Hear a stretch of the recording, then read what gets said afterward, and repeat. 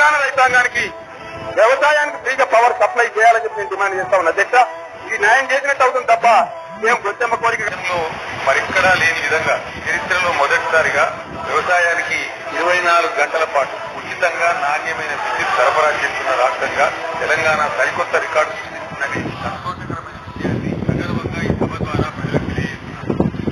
అన్ని ప్రాంతాలకు ప్రభుత్వానికి సమానమైన న్యాయం జరుగుతున్నారు. ఇక్కడ ఉన్న రైతాంగం దిక్కులేక గత్యంతరం లేక కాలువలు రాక ప్రాజెక్టు రాక భూగర్భ జలాలను ఆధారపడతారు. ఒక ప్రాంతంలో రైతాంగానికి ప్రాజెక్టు ప్రభుత్వం